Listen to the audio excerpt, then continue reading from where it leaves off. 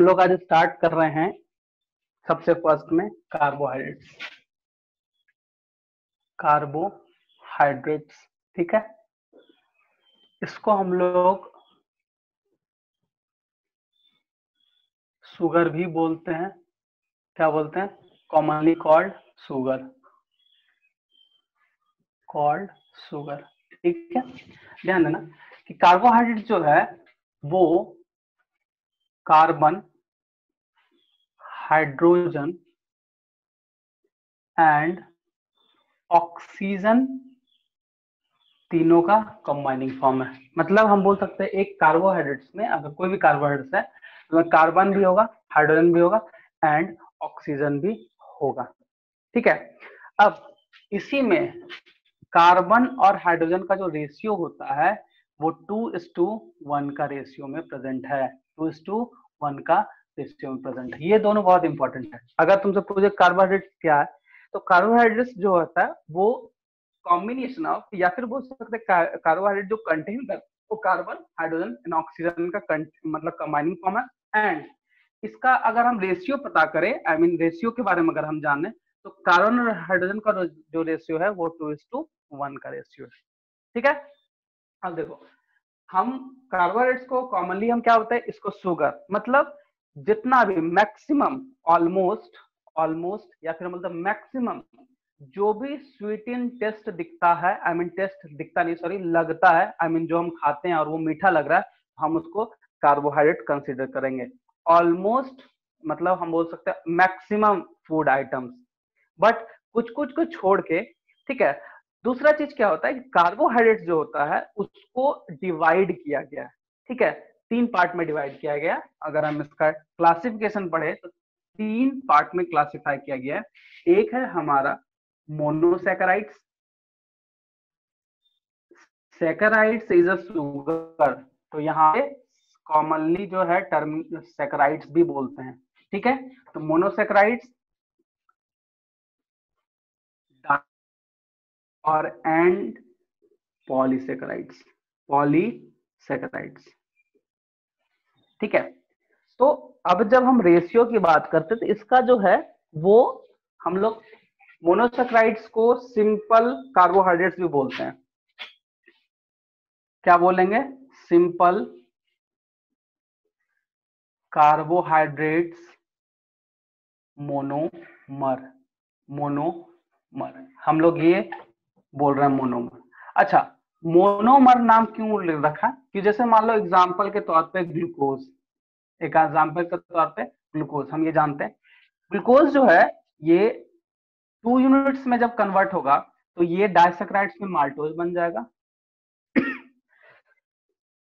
और वही माल्टोज जो है वो पॉलीसैकेराइड में स्टार्च बन जाता है। देखो स्टार्च हो गया कॉम्प्लेक्स फॉर्म, और ये जब टूटेगा तो माल्टोज, और माल्टोज जब टूटेगा तो ग्लूकोज, इसीलिए इसको मोनोमर, मतलब एक यूनिट, मतलब 2 यूनिट ग्लूकोज मिला तो माल्टोज बन गया, और एक से ज्यादा यूनिट माल्टोज बना तो ये स्टार्च इनसॉल्युबल होता है ना सर?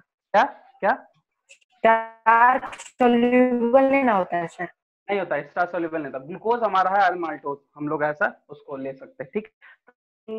सिंपल कार्बोहाइड्रेट्स मोनोमर इसको हम लोग कहते हैं। साथ साथ में इसका जो जनरल फॉर्मूला है, वो CnH2n होगा। क्या होगा? Cn और H जो है वो 2n होता है और O जो है वो N होता है, ठीक है। उसके बाद हम डाइसैकेराइड्स का अगर हम बात करते हैं, ठीक है, डाइसैकेराइड्स का अगर हम बात करते हैं इसका जो फॉर्मूला है वो थोड़ा डिफरेंट होगा, क्योंकि इसमें मतलब बोल सकते हैं कि इसका जो है आई मीन ये जो है ये 2 यूनिट से मिलता है, और डाइसैकेराइड से पॉलीसैकेराइड्स का जो फॉर्मूला है वो अलग हो जाएगा।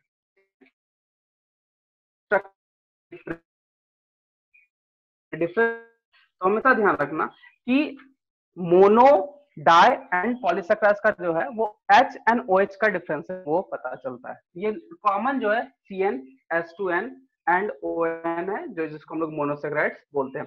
इसके एग्जांपल में आ जाएगा ग्लूकोज, क्या आ जाएगा? ग्लूकोज, ठीक है। उसके बाद फ्रुक्टोज, फ्रुक्टोज, और तीसरा क्या आएगा, गैलेक्टोज। ये तीन, ये क्या है, बट ये है, दूसरा है हमारा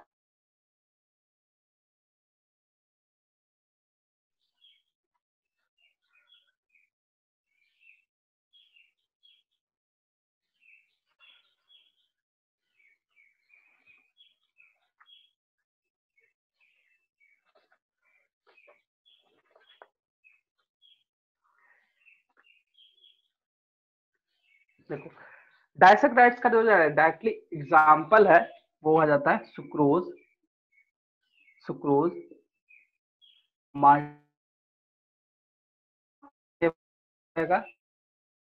लैक्टोज, लैक्टोज, ये एटीसी, ये जो होता है, ये कंपोनेंट जो है, आई मीन सुक्रोज जो होता है वो नॉन रिड्यूसिंग, जो हमारा क्या है, सुक्रोज जो है वो नॉन रिड्यूसिंग एजेंट होता है, जो रिड्यूस नहीं हो पाएगा।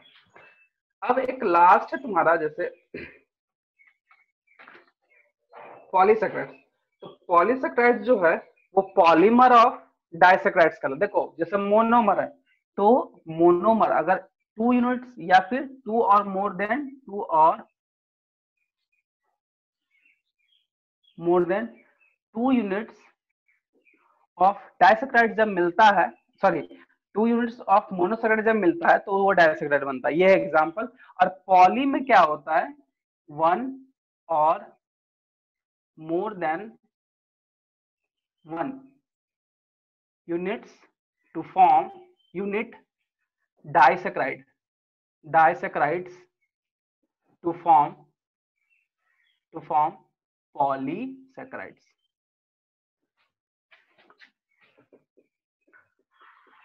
to form polysaccharides।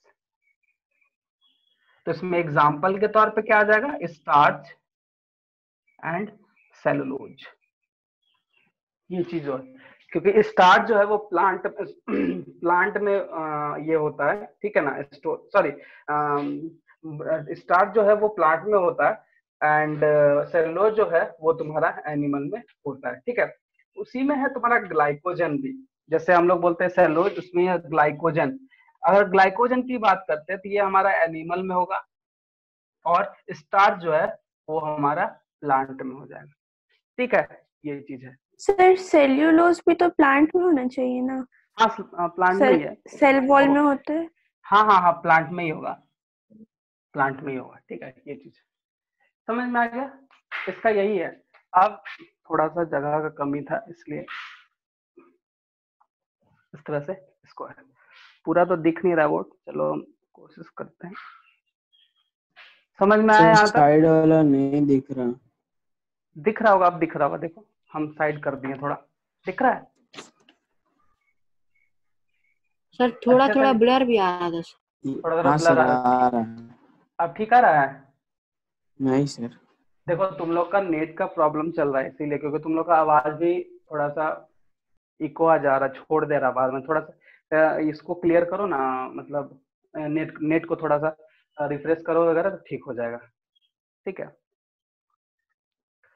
एक काम करते हैं, तुम लोग पहले इतना नोट करो, मोनो एंड डाई अच्छे से दिख रहा है, इसको नोट करो, पॉली हम बाद में इधर लिख देंगे, ठीक है। चलो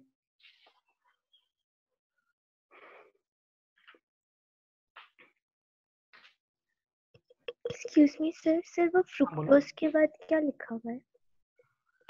गैलेक्टोज, GALA, देखो GALACTOS, गैलेक्टोज, ठीक है।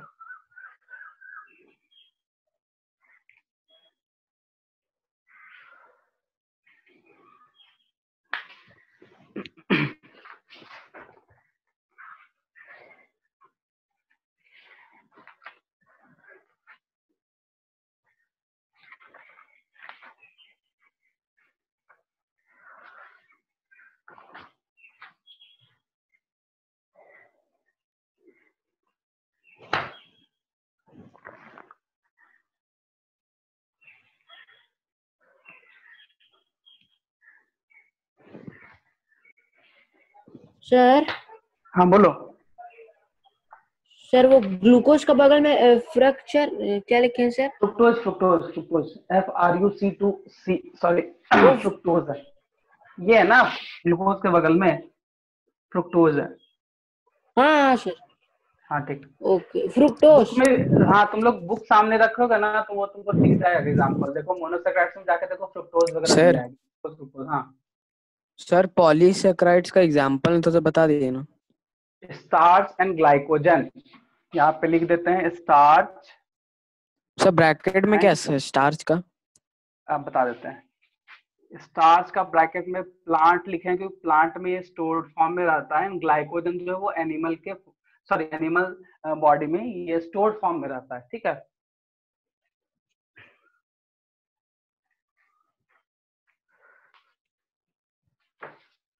सर सेलुलोज भी प्लांट सर? हाँ सेलुलोज प्लांट, सेलुलोज का भी प्लांट ही होता है। ठीक है ना, ये चीज है।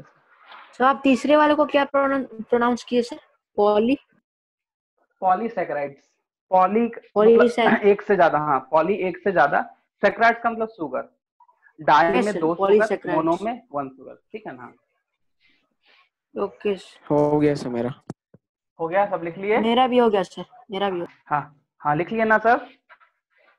Yes sir. ठीक है। अब थोड़ा सा ज्यादा ये हो गया, छोटा छोटा हो गया, थोड़ा सा बड़ा करके लिखते हैं।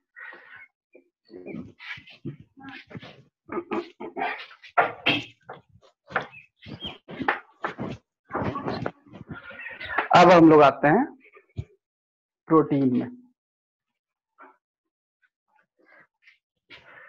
देखो सबसे फर्स्ट में प्रोटीन कैसे बनता है, तो ये जो है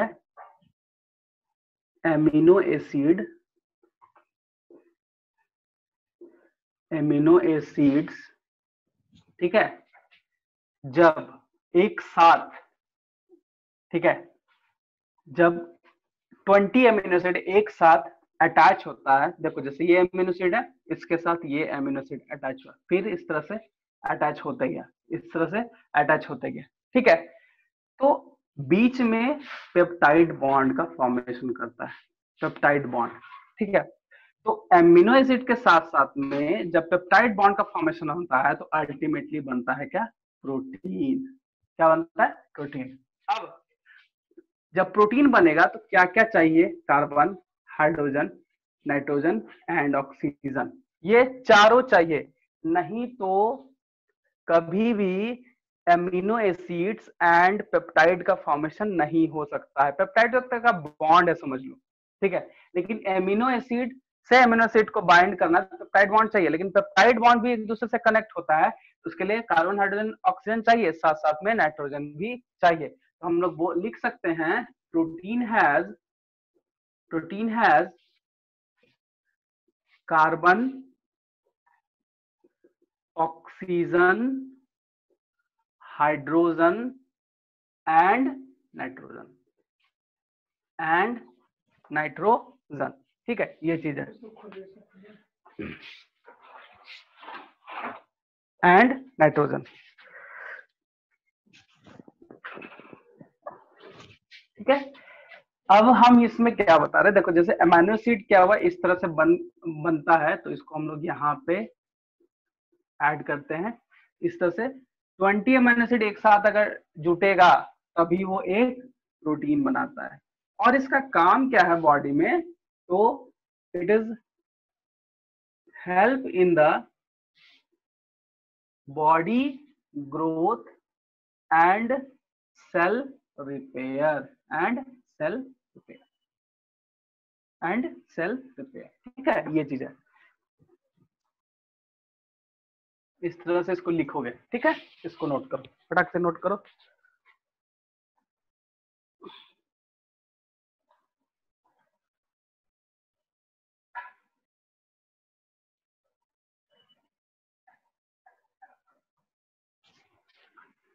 और इसका एग्जाम्पल भी लिखना पड़ेगा, तो मीट लिख सकते हैं, एग लिख सकते हैं, मिल्क लिख सकते हैं, पल्स लिख सकते हैं, सोयाबीन लिख सकते हैं। ठीक है, एग्जाम्पल etc. ठीक है, इसको नोट करो।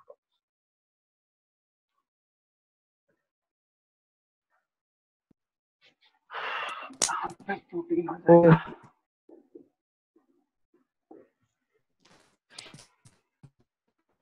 इसके बारे में तुमको, हाँ तुमको हम इसके बारे में थोड़ा सा और हम बताना चाह रहे थे, ठीक है, उसके बारे में, प्रोटीन के बारे में, ठीक है, थोड़ा सा समझना है इसको क्या बोलना है, क्योंकि प्रोटीन बहुत तरीके का होता है। ऐसे हम 3 तरीके का बताएंगे जो इम्पोर्टेंट होगा, बस इसको समझना है, ठीक है, इसको नोट नहीं करना है। तो सबसे फर्स्ट में प्रोटीन का अगर टाइप अगर पूछा जाता है तो फर्स्ट में होगा एसेंशियल, दूसरा होता है नॉन एसेंशियल, एमिनो एसिड, क्योंकि हम लोग अल्टीमेटली एमिनो एसिड के बारे में ही पढ़ते हैं, और तीसरा था स्टैंडर्ड एमिनो एसिड। चलो तुम लोग को क्या लग रहा है इस वर्ड से, हमको बताओ।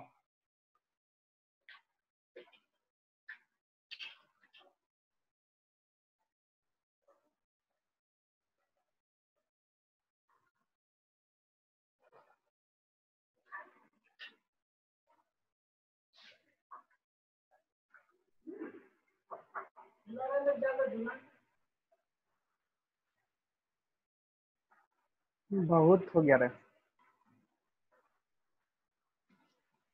हाँ बताओ बताओ। स्टैंडर्ड मतलब हो सकता है वो बेसिक प्रोटीन है, वो बेसिक कॉन्स्टिट्यूएंट है बॉडी का, वो एसेंशियल है ही वो। और ठीक सर है, और सर एसेंशियल मतलब है वो हमारे बॉडी के लिए इम्पोर्टेंट होगा, और नॉन एसेंशियल अनइम्पोर्टेंट। देखो अब इसको, ठीक है, तुम अपने हिसाब से आंसर किए हो, ठीक है, अब हम इसका आंसर बताते हैं। सर हाँ बोलो बोलो। सर वो पेप्टाइड्स का सिंथेसिस करता है। कौन? स्टैंडर्ड अमीनो ठीक एसिड। है, और अच्छा ठीक है, और ठीक है, ये सही है। और एसेंशियल नॉन एसेंशियल, देखो समझना यहाँ पे, ठीक है, एसेंशियल का मतलब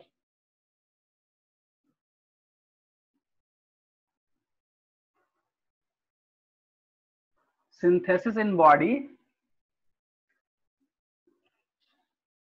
do not synthesis in body,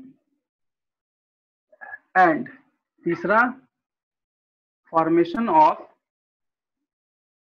peptide bond to help in the protein synthesis। ठीक है, तो हमको लग रहा है कि स्टैंडर्ड एमिनो एसिड तुम लोग को समझ में आ गया कि स्टैंडर्ड एमिनो एसिड हम उस एमिनो एसिड को बोलेंगे जो प्रोटीन के फॉर्मेशन के लिए पेप्टाइड बॉन्ड का फॉर्म करता है। जैसे हम तुमको बताए इसके पहले कि मान लो ये एमिनो एसिड है और ये फिर एमिनो एसिड है, फिर ये इस तरह एमिनो एसिड है, टोटल कुल मिला के 20 से 22 एमिनो एसिड अगर एक साथ जुटेगा विद द पेप्टाइड बॉन्ड तो वो बनाएगा प्रोटीन। तो इसी को हम लोग बोलते हैं स्टैंडर्ड प्रोटीन। मतलब डायरेक्टली बोल सकते हैं कि जो पेप्टाइड बॉन्ड का फॉर्मेशन करेगा या प्रोटीन बनने में जो हेल्प करता है उसी को हम लोग क्या बोल देंगे, स्टैंडर्ड एमिनो एसिड। लेकिन जब नॉन एसेंशियल और एसेंशियल का बात आता है तो यहाँ पे सिंपल सा चीज हम लोग को समझना है कि एसेंशियल मतलब जो जरूरी है और नॉन एसेंशियल मतलब जो जरूरी नहीं होता। तो ध्यान रखना कि एसेंशियल एमिनो एसिड यहाँ पे जो डिफाइन किया गया है, एसेंशियल एमिनो एसिड करने का मतलब जो हमारे बॉडी में सिंथेसाइज, उल्टा हो गया एक मिनट, do not synthesis in our body, और ये सिंथेसिस इन आवर बॉडी। देखो थोड़ा सा उल्टा हो गया डेफिनेशन। देखो वो क्या रहा है यहाँ पे कि हम लिखे हैं non synthesis in our body, अगर मान लीजिए हमारे बॉडी में एमाइनो एसिड जो जरूरत है, जो बन रहा है बॉडी के अंदर में, क्या उसको बाहर से लेने का जरूरत है? नहीं पड़ेगा, बॉडी में बन ही रहा, क्या जरूरत है बाहर से लेने का? तो वैसे ही एमिनो एसिड को हम लोग नॉन एसेंशियल बोलेंगे।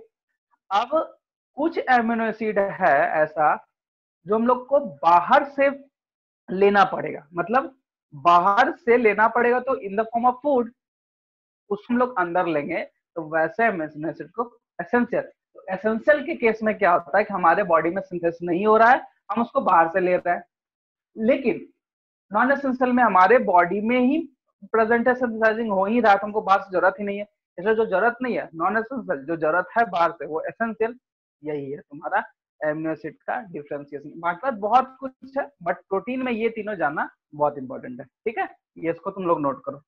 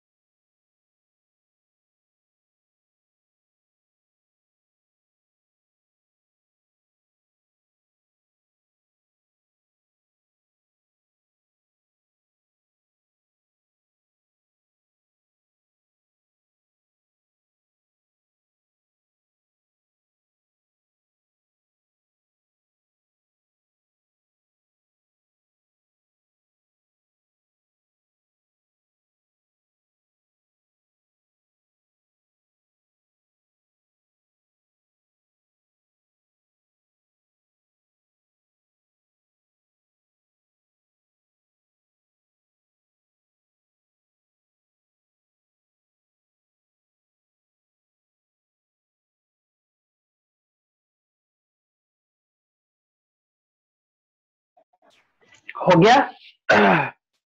हो गया? यस। अब हम लोग आते हैं फैट। ठीक है, देखो फैट भी बहुत तरीके का होता है। सबसे पहले फैट के बारे में जान जाएंगे। ठीक है, देखो एक नेचुरल फैट है जो मेनली हम लोग के बॉडी में प्रेजेंट है और हम लोग को चाहिए भी वही।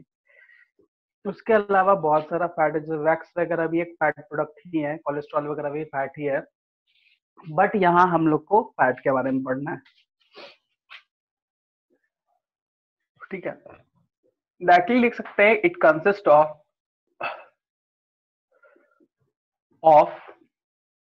टू कंपोनेंट्स, दो कंपोनेंट से मिलकर बनता है।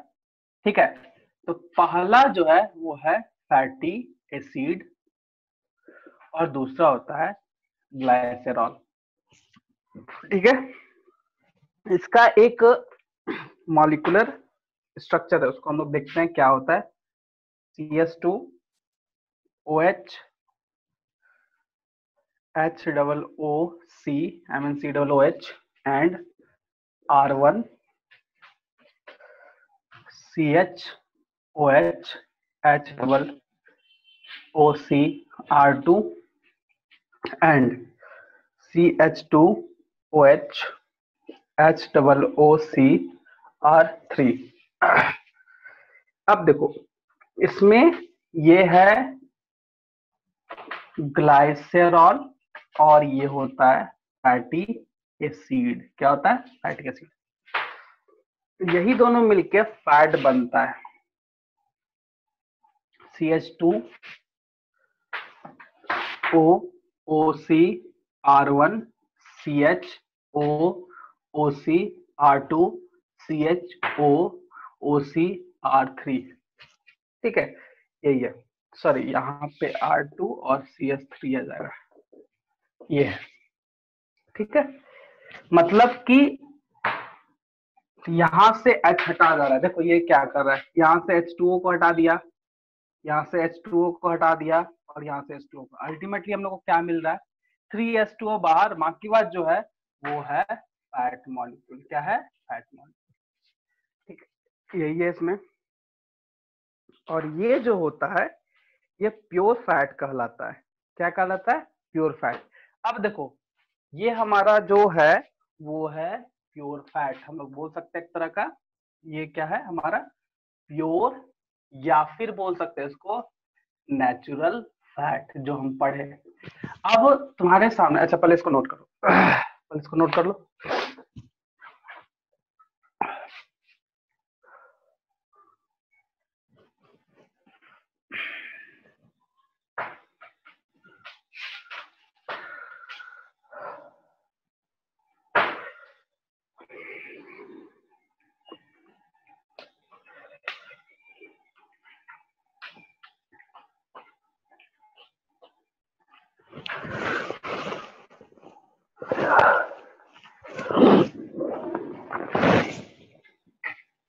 हो गया? No sir. कर लो इसको, आराम से नोट कर लो। हो गया?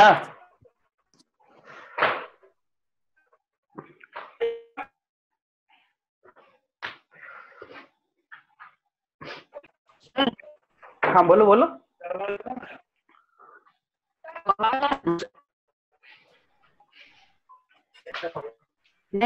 आवाज, सर तुम लोग का आवाज, ब्लर आ रहा है सर।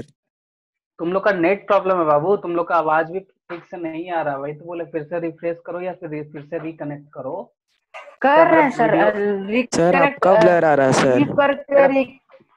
मेरा ब्लर आ रहा है। एक सेकंड, एक सेकंड। सर आपका नेट का प्रॉब्लम। नेट का प्रॉब्लम तो नहीं होना चाहिए। एक सेकंड।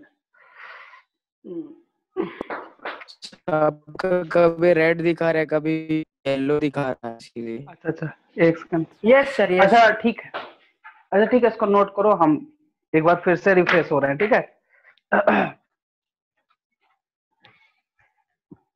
आपकी क्लियर है।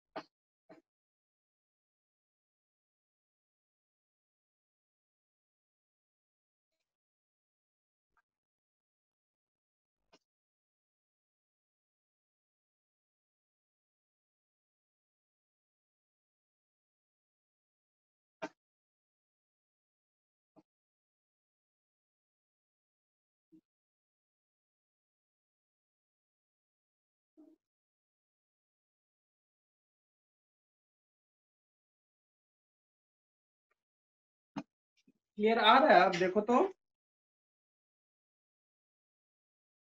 Hello, yes sir. Yes clear sir. है?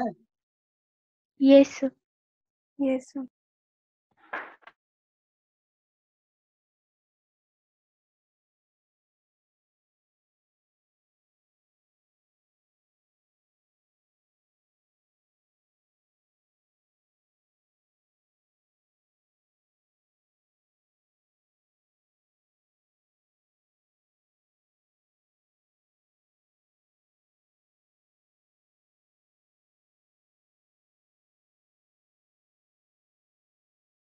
लिख लिए सर। यस सर, हो गया।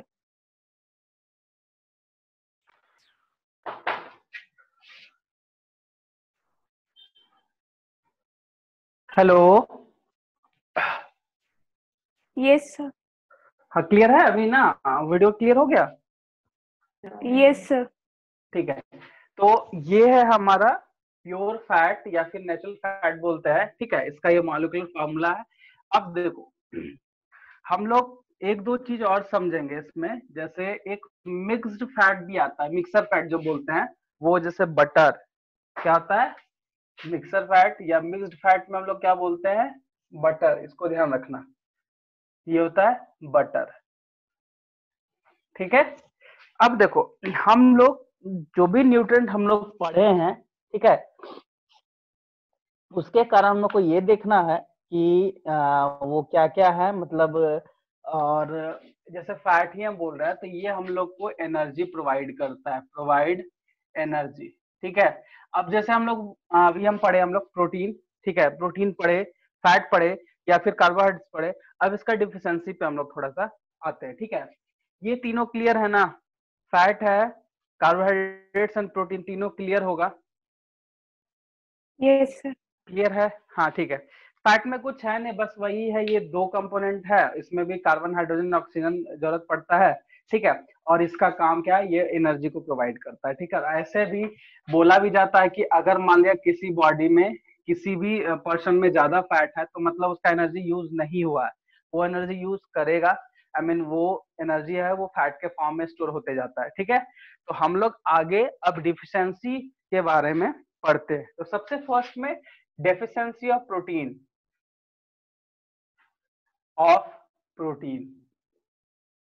ठीक है।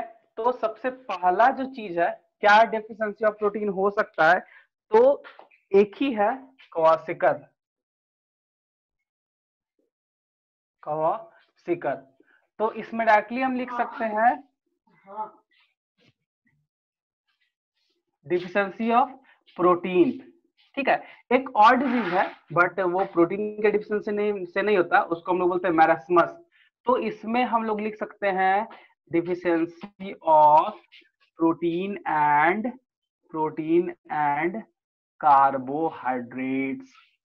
ये दोनों के डिफिशियंसी के कारण होता है, ठीक है। तो सबसे पहले हम लोग क्वासिकर के बारे में जान लेंगे, ठीक है। सबसे पहले क्वासिकर के बारे में जान लेंगे। तो इट इज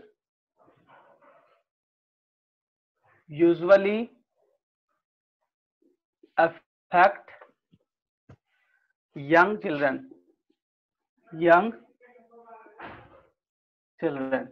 ठीक है। और ये जो है होता है 1 to 5 इयर्स ओल्ड तक को, ठीक है। अब इसका सिम्टम्स क्या क्या हो सकता है ये जानना है।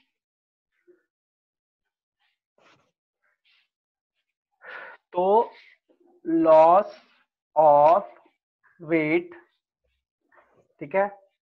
दूसरा है इसमें डायरिया हो जाएगा,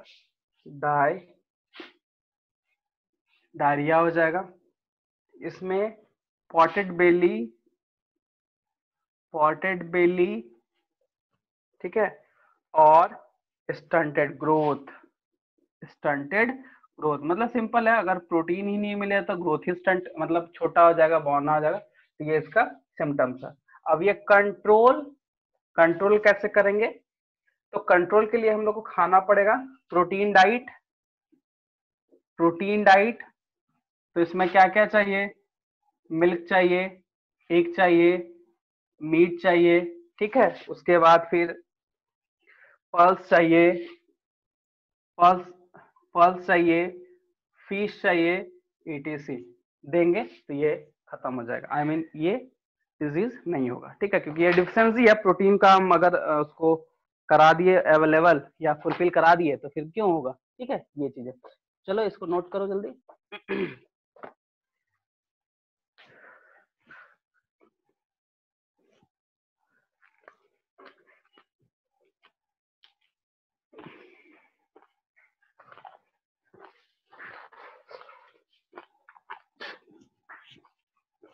इनको अंकर को छोड़ के आना पड़ेगा, इसको पैक करके रख देते हैं।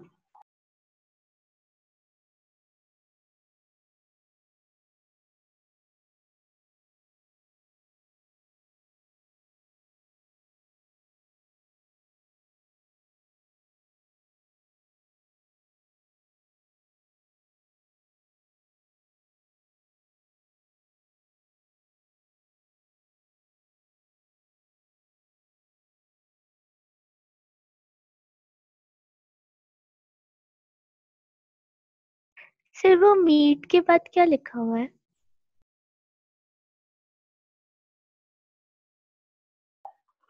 मीट के बाद पल्स है,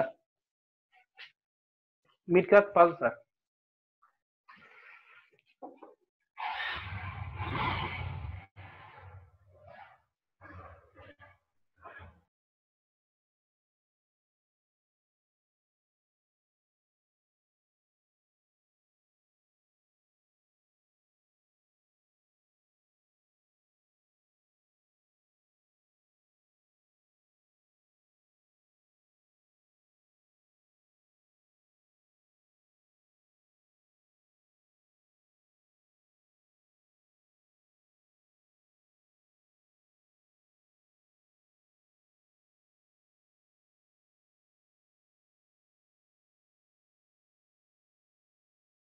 हो गया सर।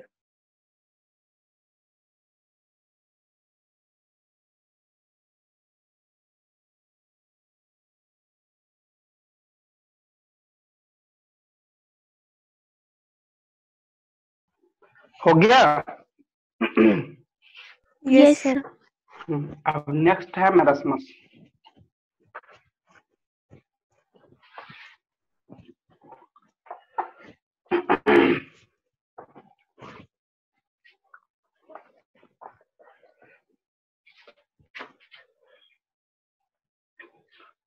मेरस्मस, ठीक है।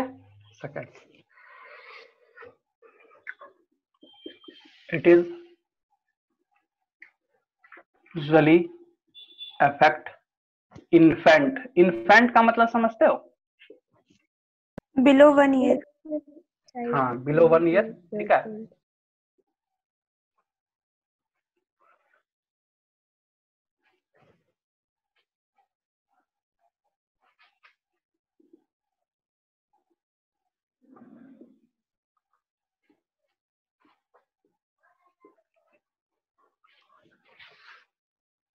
तीनों के ये डिफिशियंसी से ये हो जाएगा, ठीक है।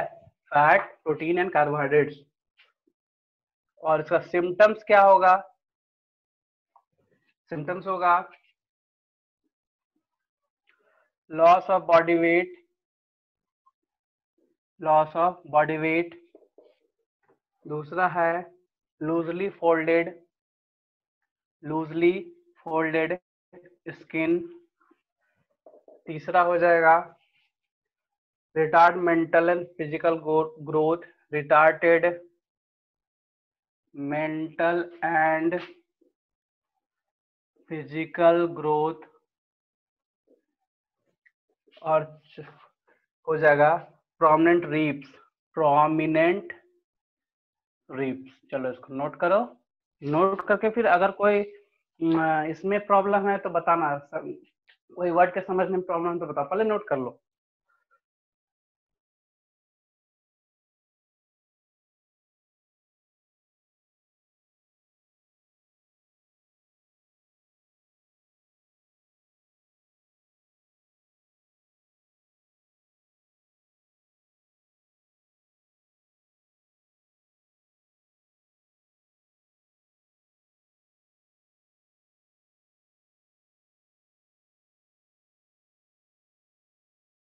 ये से नोट कर लिए।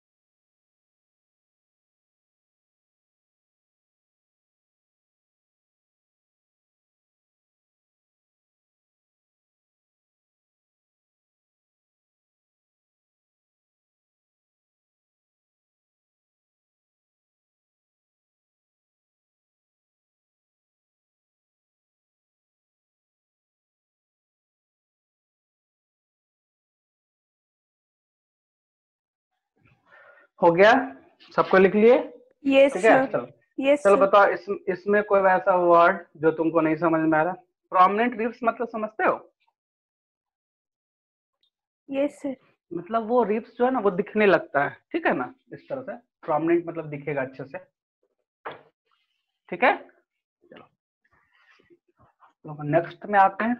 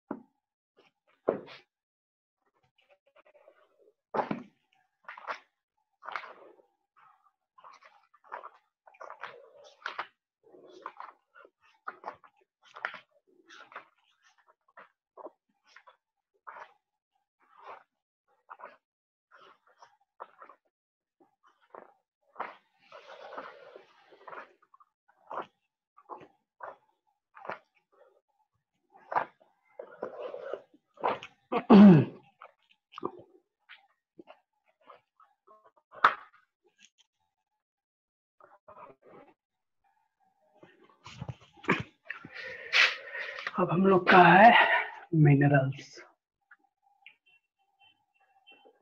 देखो सबसे पहले मिनरल्स है क्या, तो ये एक स्मॉल फॉर्म है, ठीक है, इनऑर्गेनिक मॉलिक्यूल का, और इससे क्या क्या होगा, ठीक है।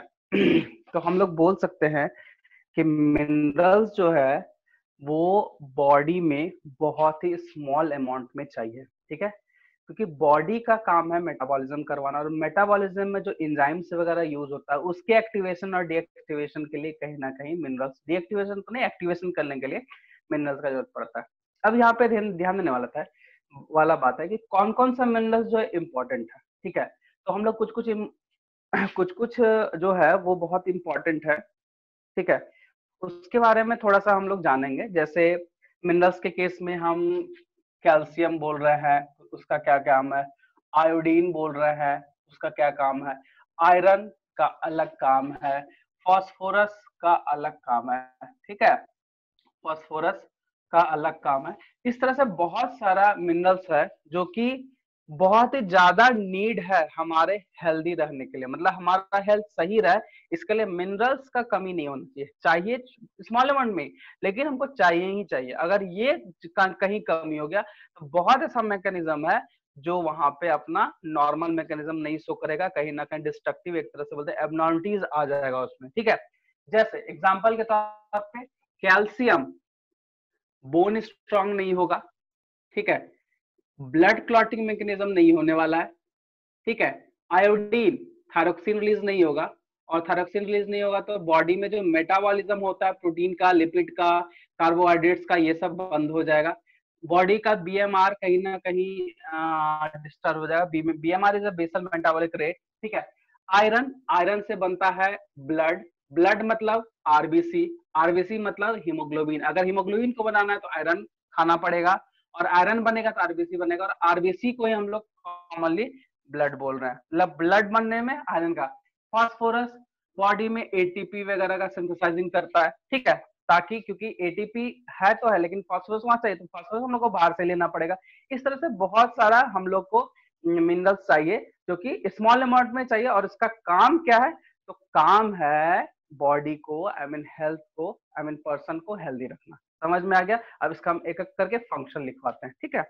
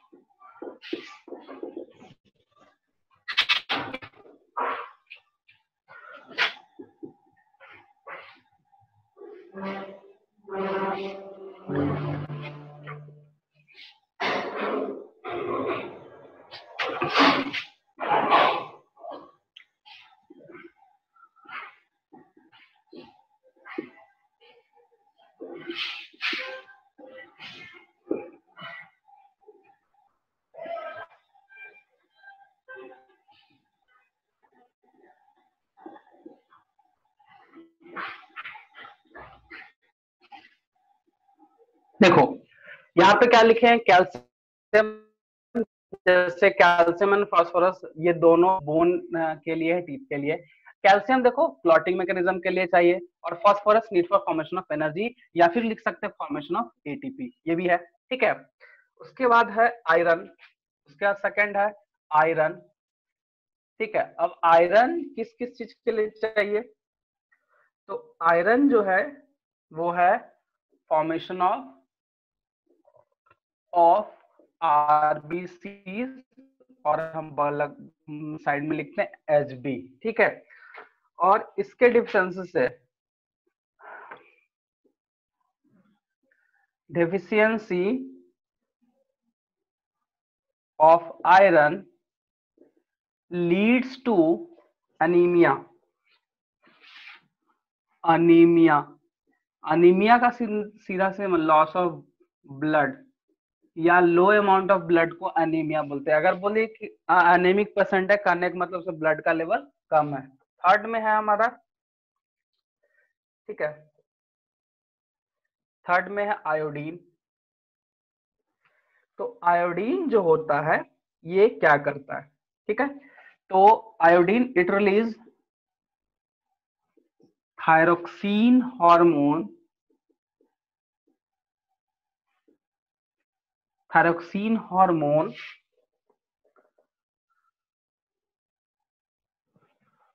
which is essential for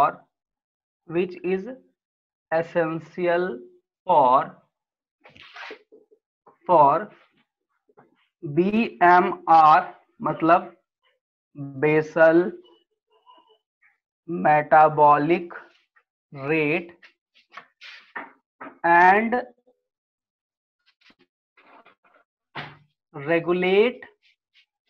regulation of protein, fat and carbohydrates mechanism.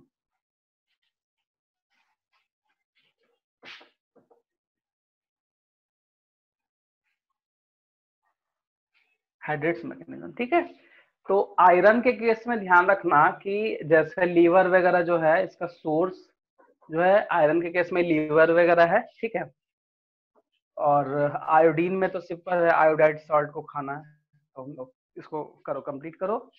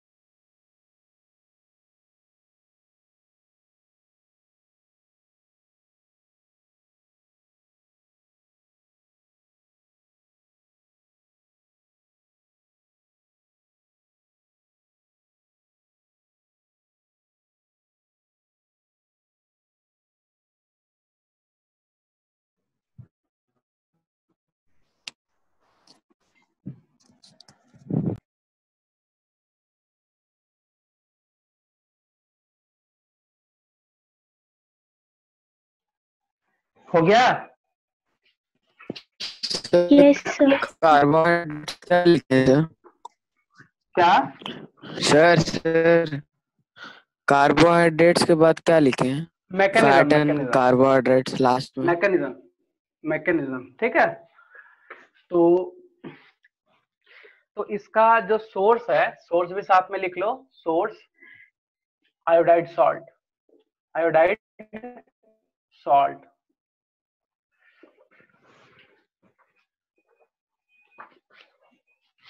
उसके बाद है आयोडाइड सॉल्ट है, सी फूड है,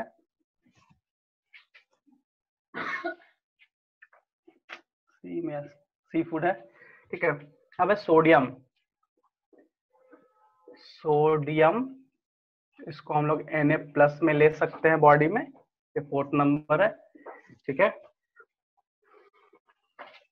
तो हम लोग लिख सकते हैं for proper functioning of muscle cell and nerve cell, nerve cell.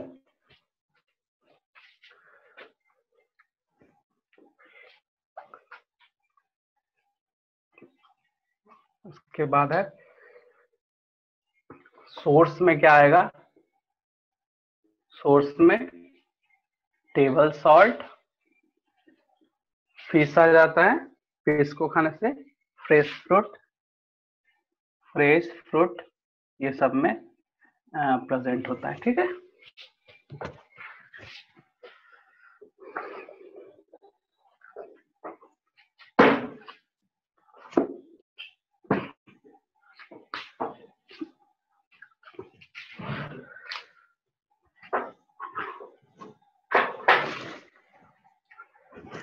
आज है हम लोग मिनरल्स का, तो आज हम लोग यहीं तक रहने देते हैं, ठीक है।